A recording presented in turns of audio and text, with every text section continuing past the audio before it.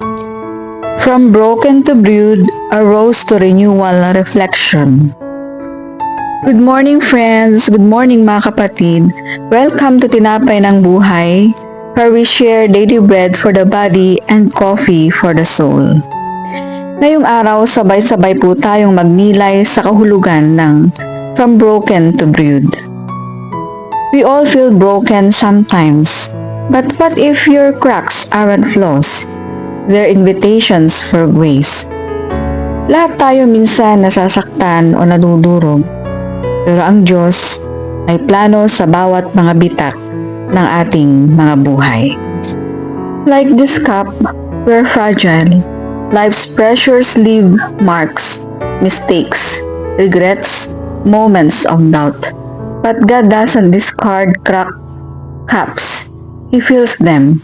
It's in our brokenness that His light brews brightness. Our scripture for today is in the New Testament, 2 Corinthians chapter 4 verses 7 to 9, the second letter of Apostle Paul to the church in Corinth.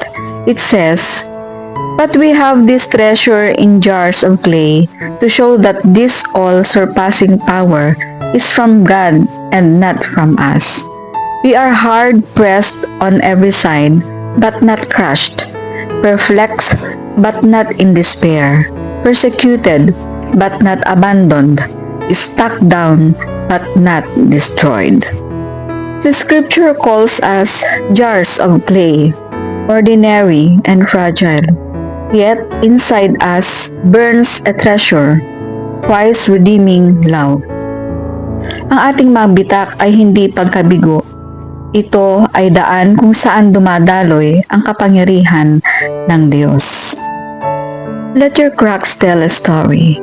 That chip from failure, God's brewing resilience there. That fracture from loss, He pours comfort through it.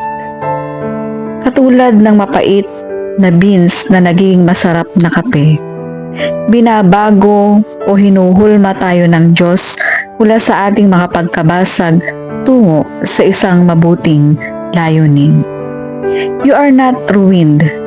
You are His masterpiece in progress. Hindi pa tapos ang Diyos sa ating mga buhay. Ang ating mga kwento ay magpapatuloy hanggang tayo ay nabubuhay.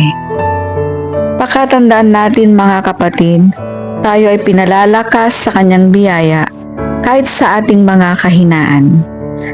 Marami pong salamat sa pagsubaybay sa Tinapay ng Buhay, Coffee for the Soul, Rose to Renewal. Hanggang sa muli mga kapatid, good morning!